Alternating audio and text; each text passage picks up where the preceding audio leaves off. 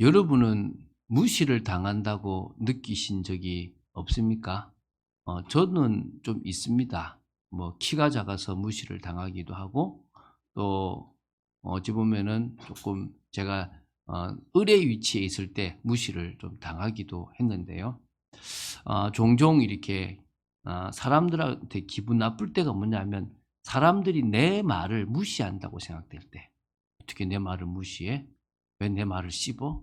이렇게 생각될 때 우리는 되게 기분 나쁘고 무시당한다라고 생각됩니다.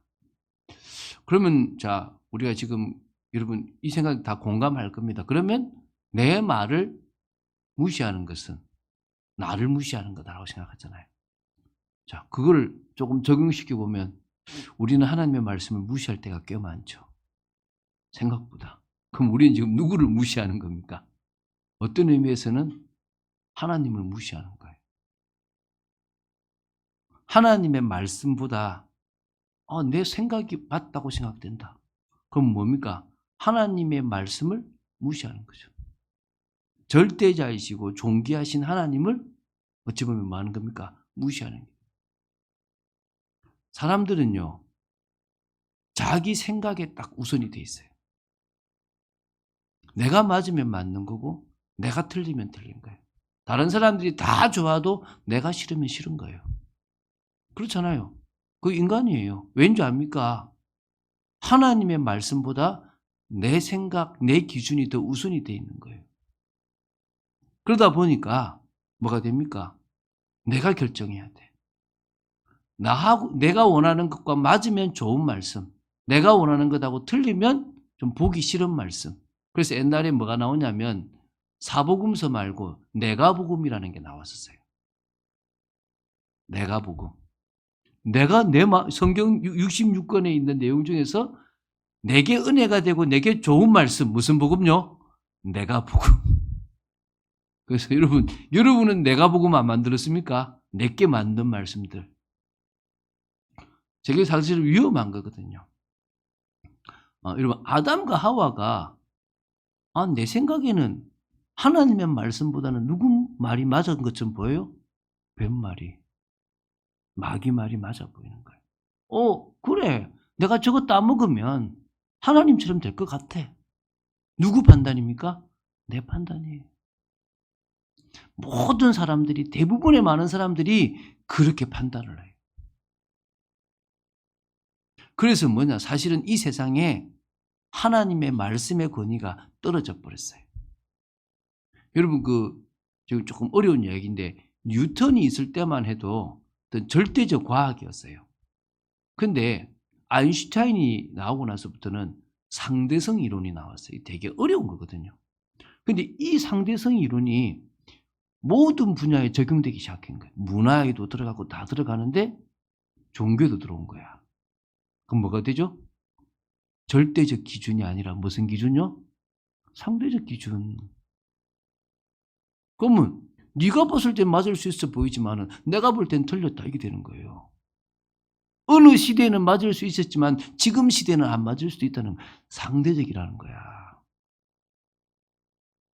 심각한 부분 아닙니까 이게 지금?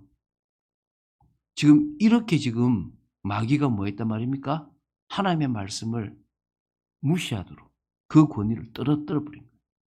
과학이란 이름으로, 철학이란 이름으로, 또 다른 지식이란 이름으로 하나님의 말씀을 내팽개친 거예요. 근데 중요한 것은요, 하나님의 사람, 하나님의 권위를 높인다고 하는 사람들을 통해서도 오히려 하나님의 권위가 떨어지는 일이 벌어지는 거예요. 오늘 우리가 무시당한다고 느낄 이때에 어찌 보면 이 세상을 만드신 하나님이 이 세상에서 가장 무시받고 있어요. 여러분 요한복음 1장에 이렇게 나오잖아요. 말씀이 이 땅에 빛으로 오셨어요. 그런데 자기 땅에 왔는데 자기 백성이 뭐요? 영접하지 아니하더라. 자기 땅에 왔는데 이 땅에 자기 백성들이 하나님을 무시해 버리더라 이 말인 거예요. 그 세상 속에서 당신은 당신의 일을 하시는 거예요.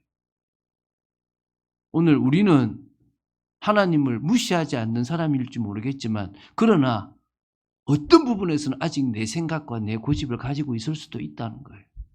오늘 그것을 한번 생각해 보게 되기 바랍니다. 첫 번째, 여러분, 이거는 사실입니다. 이 세상에서 절대적 권위를 가진 것은 뭡니까? 하나님 말씀입니다. 왠지 아십니까? 말씀대로 창조하셨어요. 말씀대로 섭리하고 다스린다는 거예요. 이거 되십니까? 하나님이 우리를 로봇처럼 만들지 않았고 이 세상 모든 것들 로봇처럼 만들지 않았어요. 물론 연어가 어떤 작용에 의해서 다시 물을 거슬러 올라가는지 그게 프로세스 된 건지 그거는 잘 모르겠어요. 그런데 중요한 것은 인간만큼은 어떻게 합니까? 스스로가 판단하고 결정해요. 아마 동물도 그러지 않겠나 싶어요. 그게 우리하고는 다른 수준이겠지만. 이 정도로 하나님은 모든 만물을 말씀대로 창조하셨고 말씀대로 섭리하셨어요. 그래서 여러분 명심하십시오. 창세기 1장 1절에 태초에 하나님이 천지를 창조하시니라. 이것은 뭡니까? 진리입니다. 이것은 분명한 사실입니다. 이 세상은 하나님께서 창조하신, 그것도 말씀으로 창조하신 아름다운 세상입니다. 말씀을 선포하는데 그대로 되어졌대요. 빛이 있으라니까 빛이 있었고 궁창이 있으라면 궁창이 있었다는 거예요. 나누어졌다는 거예요. 하나님의 말씀대로 되어졌다는 거예요. 그러면 말씀 없이는 이 세상은 아무것도 존재하지 않아요. 그래서 요한복음 1장에 태초에 말씀이 계셨는데 이 말씀을 통해서 만물이 만들어졌고 그로 말미암아 됐기 때문에 그가 없이는 된 것이 있다 없다? 없다 그래요. 그래서 어떤 의미에서요. 저와 여러분의 존재의 정의는 누구한테서 나온 겁니까? 하나님의 말씀에서부터 나온 거예요. 할렐루야. 여러분 이게 시작이라니까요. 이 권위가 인정되는 게 시작이에요. 그런 의미에서 말씀은 이 세상 모든 만물의 근간이 되는 거예요. 그 말씀대로 지금도 스스로 움직이고 있어요. 해가 뜨고 해가 지고 별이 비치고. 여러분 어떤 날은 음력이 되게 빠른데 그 음력의 절기대로 되잖아요. 어제가 여러분 입춘이었습니다. 아십니까? 그러면 뭡니까? 이제 봄이 와요. 봄이 오는 소리가 이제 시작되는 거예요. 막을 수 없는 거예요. 그걸 누가 정했단 말입니까? 하나님이 정하셨다. 하나님이 직접 관여해서 막 이런 것이 아니라 여러분 부모도 지혜로운 부모는 자식이 살아가는 인생에서 직접적으로 관여하기보다는 방목을 합니다. 스스로 결정하고 스스로 일하도록. 그러면서 진짜 중요한 순간에 확 역사하시고 방향을 잡아줄 때 딱 하지 그 외에는 스스로 하게끔 만듭니다. 하나님도 마찬가지입니다. 섭리라는 개념이 그런 개념이에요. 인간 스스로가 가장 하나님을 인정하고 하나님의 뜻대로 이 세상을 다스리기를 원하신다는 거예요. 자, 그러면 두 번째. 그래서 말씀은 세상의 모든 것을 정하는 뭐가 됩니까? 기준이 됩니다. 여러분, 하나님께서 이 땅에 대한 계획을 세웠다는 것을 작정이라 그래요. 모든 것을 다 작정했어요. 사람은 콧구멍이 2개고 귓구멍도 2개고 눈도 2개고 입은 하나고 손은 2개고 발도 2개고 이렇게 뭐요? 정해놨다니까요. 기준으로 삼아놨다니까요. 하나님께서 남자와 여자를 만들어서 그 사이에서 뭐요? 이렇게 생육, 번성, 충만, 정복, 다스리도록 만들어 놨다니까요. 그걸 하나님이 계획을 세우고 창조하셨어요. 그 계획을 작정이라 그래요. 근데 그 작정의 목적이 성경에 나와 있어요. 뭡니까? 하나님의 영광을 위해서. 그러면 이 세상은 하나님의 영광을 위해서 돌아가게 돼 있어요. 아닌데요? 마귀가 지금 영광 받는 것처럼 보이는데요. 그래 보이죠. 결론적으로는 누가 받게 돼 있습니까? 하나님이에요. 여러분 우리가 올림픽이나 이런 데도 보면 극적인 드라마 있잖아요. 막 완전 지다가 이겼던 뭐 우생순 이런 게 있잖아요. 그게 뭡니까? 안 될 것 같은데 이겼잖아요. 근데 하나님은 안 될 것 같은 게 아니라 너가 무슨 짓을 해봐라. 나는 이길 수 있다. 이게 하나님이에요. 그래서 이 땅에서 마귀가 무슨 짓을 해도 당신은 당신의 언약을 성취하시고 영광 받으시는 거예요. 믿습니까? 그대로 돌아가고 있어요. 아닌 것처럼 보이는데. 그래서 이 세상을 창조할 때 원리가 있고 법칙이 있어요. 그걸 창조 원리, 창조 법칙이라고 그러잖아요. 그럼 이 세상은요, 그 창조 원리와 법칙대로 돌아가요. 여러분, 그 창조 원리와 법칙을 어길 때 문제가 생겨요. 그걸 일명 자연을 파괴했을 때 생기는 재앙이라 그러잖아요.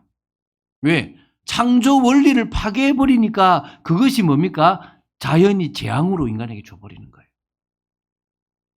그래서 이 세상은요, 원리와 법칙을 알면요, 성공해요. 사람들이 왜 헷갈리느냐? 이 원리와 법칙을 모른다니까요.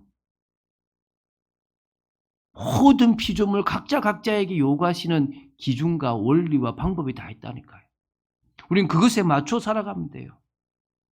근데 그 중에서 하나님께서 어떤 걸 정하냐면 공의로우신 하나님이 말씀으로 기준을 딱 세워놨어요.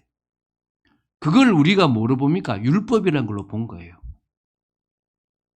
하나님이 뭐요? 공의롭고 인간에게 요구하는 거예요.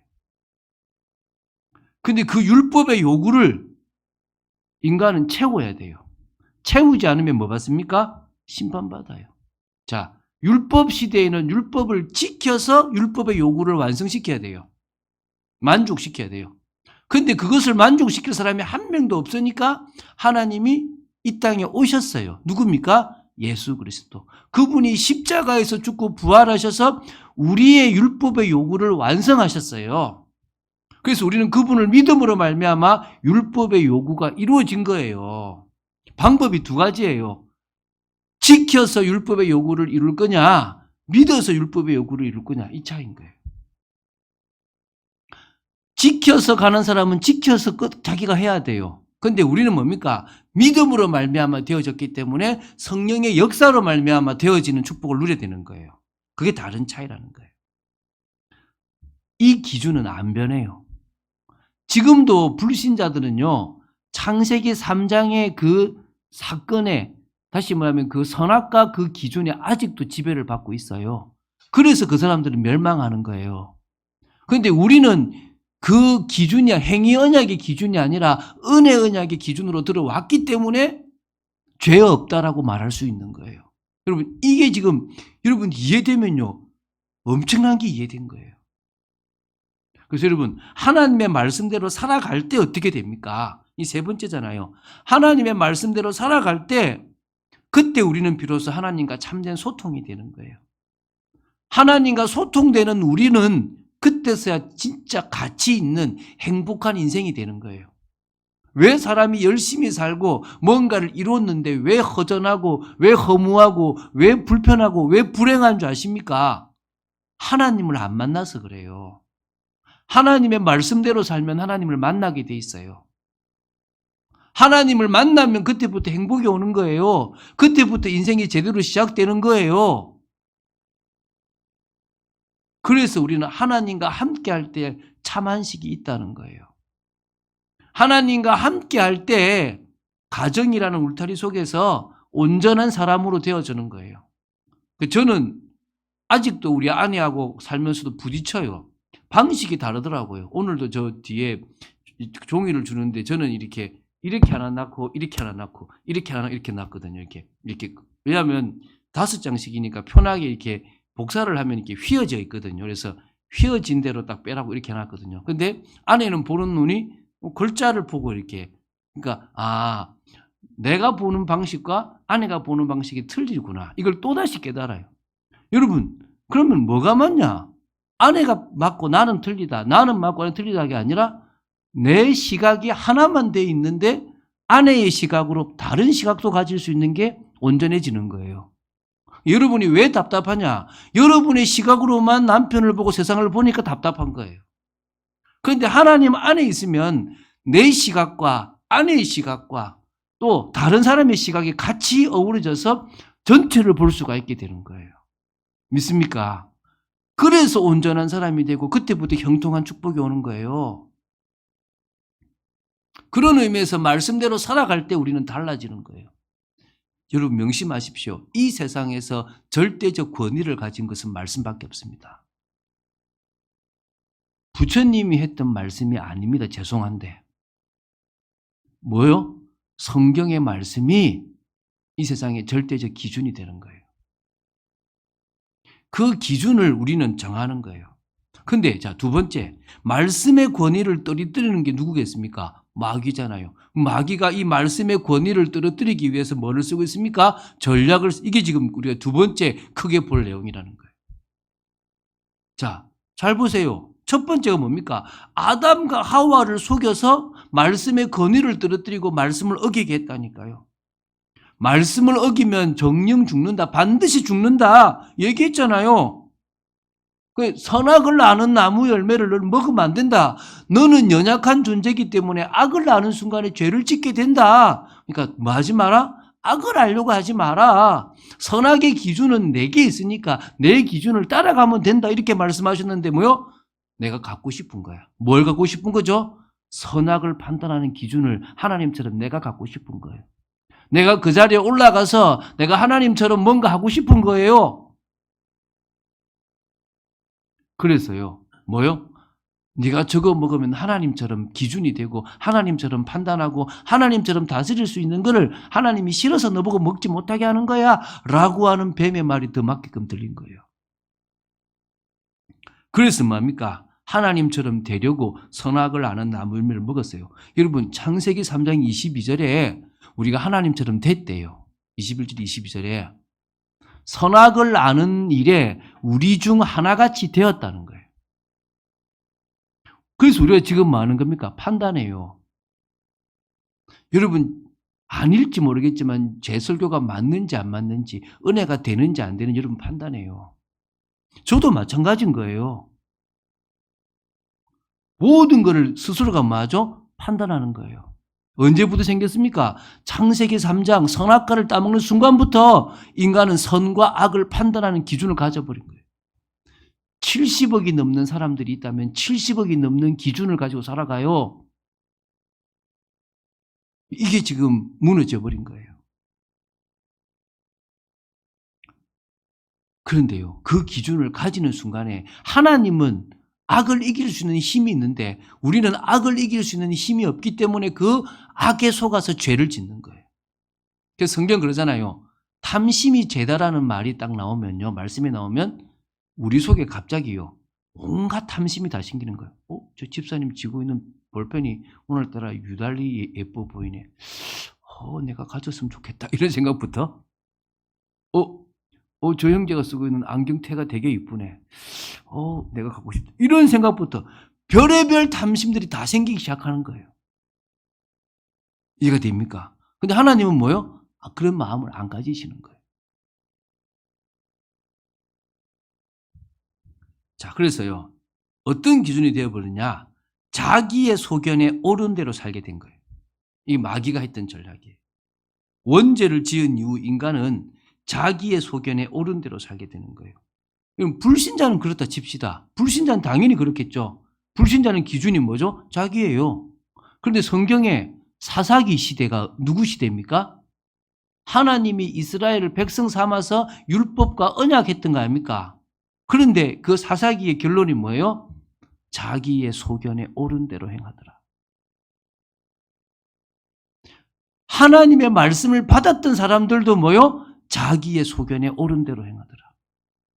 여러분, 교회 다니는데 이 정도는 괜찮아. 자기의 소견에 옳은 대로 행하더라.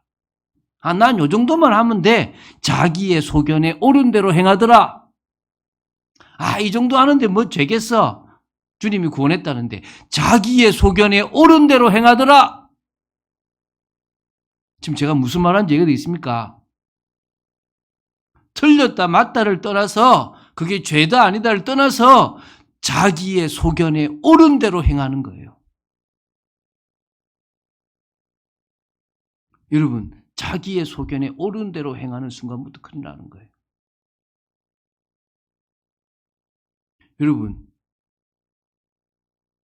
세 번째 뭐까지 가느냐? 자기의 기준대로 살게 되는 거예요. 지난주에 우리가 여로보암이라는 인물을 봤습니다. 열왕기상 11장에 아이야라는 선지자가 나타나서 얘기하잖아요. 너를 북이스라엘의 왕으로 세울 거다, 한마디로. 12개, 그러니까 옷을 12개로 찢어가지고 10조각을 누구한테 줍니까? 여로보암한테 줘요. 너가 10지파를 가질 거다 그래요. 그러면서 얘기해요. 너가 하나님의 말씀을 잘 지켜 행하면 다윗의 위처럼 너의 나라를 견고하게 세워주겠다라고 얘기했어요. 그러면 자 봅시다. 여로보암이 진짜 하나님을 잘 믿었으면 어떻게 되겠습니까? 그렇게 돼요. 그런데 어떻게 했죠? 자기 기준을 가지고 사는 거예요. 하나님이 나를 왕 세웠지만 이 왕을 지키려고 하면 이 이스라엘 백성들을 저 유다로 못 내려가게 해야 돼. 어떻게? 세우자. 하나님의 말씀은 무시해버리는 거예요. 하나님의 기준은 무시해버리는 거예요. 자기 소견에 오른 대로 자기 기준대로 살아가는 거예요. 그래서 어떻게 하죠? 베델과 단에다가 세우는 거예요. 이게 무슨 말인지 아시겠습니까? 아니 내가 교회 가는데 어떻게 내 사업이 잘 돼? 내가 교회 가는데 우리 가정이 어떻게 잘 돼? 착각하지 마십시오. 오늘 여러분 지난주에 안 봤습니까? 여러분 속전을 내라 그러잖아요. 반세길씩. 그래서 속전을 내는 이유가 뭐 때문인지 아세요? 질병을 없게 하려고. 혹시 읽은 기억나십니까? 그러면요. 속전을 내는 사람은 어떤 의미에서 진짜 믿음 있는 사람은 하나님이 질병까지도 해결하는 거예요. 아니 내가 돈 내는 것하고 질병이 무슨 관계냐? 관계가 있어요. 여러분 내가 말씀 따라가는 것하고 내 인생하고 어떤 관계가 있느냐? 관계가 있다니까요. 그런데 뭐죠? 마귀는 아니야 네가 네 인생 사는데 그러면 넌 망해 이렇게 얘기한다니까요. 뭐가 맞겠습니까? 말씀대로 살았던 사람이 맞아요. 그 증거가 히브리서 11장이에요. 문제가 없다는 게 아닙니다. 여러분의 기준대로 살면 여러분 망해요. 명심해야 됩니다. 여러분, 인간은요, 가만히 놔두면 스스로 망하는 존재예요. 역사가 증명하잖아요. 스스로 전쟁하고 스스로 망해버리는 사람이 인간이에요. 하나님이 은혜 주시지 않으면 동물하고 똑같은 수준으로 살아가는 존재가 인간이라니까. 그런데 뭐요? 우리는 우리의 힘으로 유토피아를 만들 수 있어. 우리의 힘으로 정말 모두가 잘 살 수 있는 데를 만들 수 있어. 저는요, 그렇게 말하는 정치인들, 지도자들, 지식인들을 볼 때요, 맞는 것처럼 보이지만 어리석은 거다. 그래서 어리석은 자는 그 마음에 이르기를 하나님이 없다 그러잖아요. 여러분, 오늘 제가 지금 말하는 핵심을 이해하시면 좋겠습니다. 그래서 여러분, 절대적 기준을 상대적 기준으로 바꿔버리고 하나님의 기준을 무너뜨리는 만큼 사람이 무너져요. 가정이 무너져요. 사회가 무너져요. 국가가 무너져요. 세계가 무너집니다. 결국 적그리스도가 일어나서 대항할 겁니다. 그렇게 간다고 되어 있습니다. 자, 이때 하나님은 뭘 원하십니까? 말씀의 권위가 회복되기를 원하시는 겁니다. 자, 그러면 이제 이 세 번째잖아요. 이 세 번째 말씀의 권위가 회복되기를 원하는 이 부분을 관점을 가지고 오늘 마태복음 5장 17절부터 20절을 보자는 거예요. 자, 왜입니까? 불신자들은 하나님 말씀의 권위를 무너뜨렸다 칩시다. 그건 충분히 이해돼요. 그런데 이스라엘 백성들, 그 당시에 예수님이 설교할 때 있었던 그 사람들 역시도 율법을 지키고 선지자를 따라가는 사람처럼 보이지만 자기 소견에 옳은 대로 살았던 사람들이에요. 그런데 그들의 눈에는 자기들은 잘 지키고 있고 누가 문제로 보이죠? 예수님이 율법을 파기하는 사람처럼 보이고 뭘로 보입니까? 선지자의 말을 폐하는 사람처럼 보이는 거예요. 이해가 되십니까? 그래서 예수님께서 이제 말씀하시는 겁니다. 뭐라 얘기합니까? 내가 온 것은 그 말씀의 권위를 다시 회복하기 위해서 왔다. 그 말씀의 권위를 완전하게 하기 위해서 왔다. 이거예요. 그래서 내가 율법이나 선지자를 폐하러 온 줄로 착각하지 마라. 너희들이 지금 폐하고 있다. 내가 온 것은 완전하게 하려고 하는 거다. 예수님은요, 십자가와 부활을 통해서 우리를 완전하게 하신 거예요. 이게 무슨 말입니까? 인간은요, 하나님의 은혜 없이는, 구원의 역사 없이는 계속적으로 뭡니까? 말씀을 폐하는 인생을 살아가고 자기 기준에 따라 살아가요. 그런데 예수님이 이 땅에 오셔서 구원의 길을 열으셔서 율법의 요구를 완성하는 방법을 알려주신 거예요. 사람들은 율법의 요구를 완성하지 못하는데, 율법을 완전하게 할 수 없는데 하나님이 그걸 완전하게 할 수 있는 길을 예수님을 통해 열어주신 거예요. 그럼 우리는 어떻게 하느냐? 그럼 안 지켜도 되네, 믿기만 하면 되네. No! 믿었고 성령이 우리 속에 오면 지키려고 하는 게 아니라 지켜지는 거예요. 쉽게 예를 듭니다. 여러분이 이곳에 와야 되기 때문에 왔다면 율법이에요. 그런데 내가 하나님 자는데 내가 은혜 받아야지. 내가 이 시간이 가장 나한테 행복한 시간인데 내가 이 자리에, 집에서 볼 수도 있지만 이 자리에 나는 나와야지. 그건 뭡니까? 주님 주신 마음이에요. 그걸 순종이라 그래요. 내 앞에 지금 물질이 있어요. 내가 지금 돈이 필요한데 훔칠까? 안 훔쳐야 되는데. 이건 율법이에요. 아니, 하나님이 보고 계시고 하나님이 나한테 물질을 주시는데 내가 저걸 왜 훔쳐? 하나님, 나 저거 안 훔칩니다. 저한테 물질 주세요. 저거보다 더 많은 물질 주십시오. 안 훔치려고 노력하는 게 아니라니까요. 지금 제 말이 이해가 되십니까? 이게 복음의 능력이라니까요. 완전해지는 겁니다. 두 번째요. 모든 하나님의 말씀은 1.1핵이라도 완전히 성취될 말씀이라는 거예요. 이게 지금 두 번째라는 거예요. 우리가 앞에서 예수님께서 회복하게 하러 오셨다는 것이 복음의 능력에 대한 확신을 가지라고 한다 그러면 오늘 두 번째 이 18절에 나오는 이 말씀은요, 언약 성취에 방향 맞추는 삶을 살라는 거예요. 진실로 너에게 이르노니 천지가 없어지기 전에는 율법의 1.1핵도 결코 없어지지 않고 다 이루리라. 할렐루야. 하나님이 하신 말씀은 그대로 다 완성돼요. 이 천지가 존재할 때까지 완성되도록 하나님께서 만들어 놓은 거예요. 그래서 여러분, 이 세상은 지금도 하나님의 말씀의 성취를 위하여 움직입니다. 그래서 모든 말씀이 성취된 이후에 세상은 끝이 납니다. 이해가 되십니까? 그 어떤 것도 성취되지 않는 하나님의 말씀은 없다는 거예요. 아이고, 내가 그거 빼먹었네. 아쉽다. 그런 말씀이 없어요. 모든 말씀은 완전히 확실하게 1.1회까지 다 성취되는 거예요. 여러분, 그 히브리어 자음에 보면요, 와우라고 점 하나 있거든요. 또 이렇게 길쭉하게 차더라고, 이렇게 길쭉하게. 그러니까 1.1획 다 성취되는 거예요. 모든 말씀이 다 성취된다는 거예요.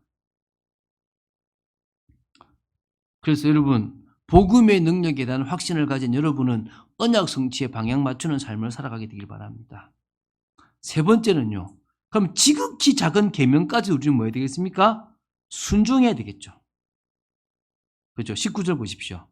누구든지 이 계명 중에 지극히 작은 것 하나라도 버리고 또 그같이 사람을 가르치는 자는 천국에서 지극히 작다 일컬음을 받을 것이요, 누구든지 이를 행하며 가르치는 자는 천국에서 크다 일컬음을 받으리라. 자, 지금 이거를 유대인들에게 했어요. 유대인들은 어떻게 했습니까? 그 말씀은 안 지켜도 돼. 그 말씀은 대강 지켜도 돼. 한마디로 내가 복음처럼 내가 율법을 만들어 놓은 거예요. 자신의 식의 율법을 만들어 놓은 거죠. 이거는 중요하게 지켜야 될 거, 이거는 중요하지 지키지 않아도 될 것들을 구분해 놓은 거예요. 정리해 놓은 거예요. 근데 예수님은 그러죠. 그 정리 필요 없다. 너희들이 생각하는 그 작은 계명 하나를 지키는 것이 천국에서는 크다 할 거고, 그거 하나를 무시한다면 작다 할 거다. 여러분, 무슨 말입니까? 정말 하나님의 말씀은 크든 작든 그 모든 말씀이 성령의 역사 안에서 뭐요? 지켜져야 된다는 거예요. 한마디로 하나님을 향한 사랑과 사람을 향한 사랑이 성령의 역사로 되어진다면 우리는 그 말씀을 다 지킬 수 있다는 거예요. 그래서 율법이 지켜지는 성령의 역사가 있는 복음적인 삶이 되시기 바랍니다. 네 번째입니다. 그래서 믿음의 말씀을 순종할 때 우리는 의를 인정받는다는 거예요. 그래서 나오잖아요. 내가 너희에게 이르노니 너희 의가 서기관과 바리새인보다 더 낫지 못하면 결코 천국에 들어가지 못하리라. 주님은 비판하신 거죠. 서기관과 바리새인들이 자기들은 의롭다라고 착각하지? 그것이 착각이라는 걸 내가 알려줄게. 그 의로서는 구원 못 받아. 천국 절대 못 들어가. 믿습니까? 어떻게 해야 됩니까? 말씀의 본질을 놓친 종교 생활을 버려야 되는 거예요. 이게 다음 주에 할 거예요. 여러분, 껍데기를 붙잡으면 안 돼요. 말장난치면 안 돼요. 진짜 주님이 말씀을 주셨을 때 원래 의도를 이해하지 못하면 안 된다는 거예요. 그래서 우리는요, 복음의 말씀 속에서 성령의 역사로 지켜지는 순종의 삶이 필요한 거예요. 그래서 여러분, 말씀에서 기준을 정하셔야 돼요. 말씀에서 가치를 정하셔야 됩니다. 말씀에서 방향을 정하셔야 됩니다. 말씀에서 방법을 정하셔야 됩니다. 오늘 여러분 되게 어려운 이야기예요. 근데 하나는 알면 돼요. 아, 말씀의 권위가 땅에 떨어졌구나.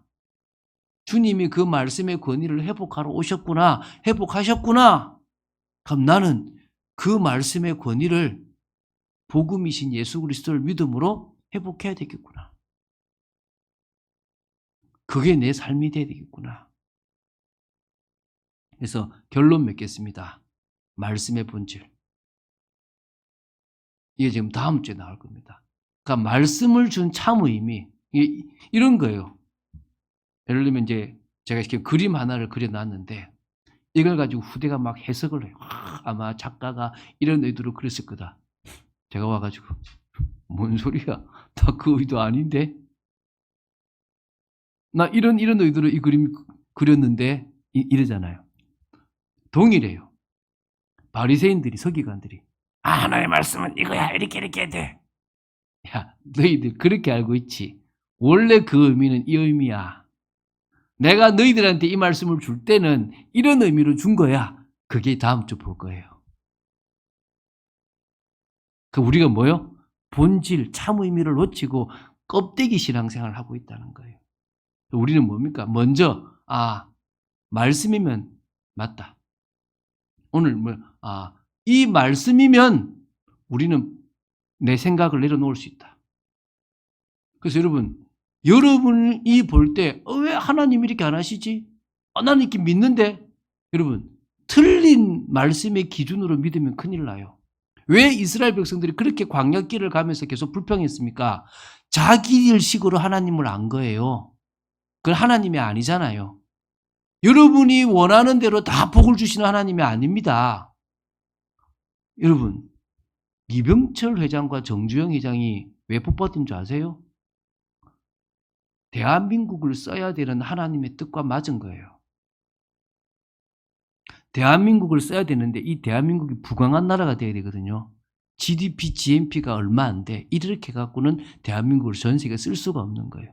그럼 이 나라를 부강하려고 하는데 그 일에 마침 그들이 쓰임받은 거예요. 근데 그들은 쓰임받고 뭐가 됐습니까? 인류 부자가 됐잖아요. 인류 부자가. 그럼 인류 부자가 됐으면 행복하겠죠. 육신적으로는 부자인데요. 이 영혼은 죽어버린 거예요. 그러니까 집안에 저주와 재앙이 안 왔으면 좋겠는데 오게 되는 거예요.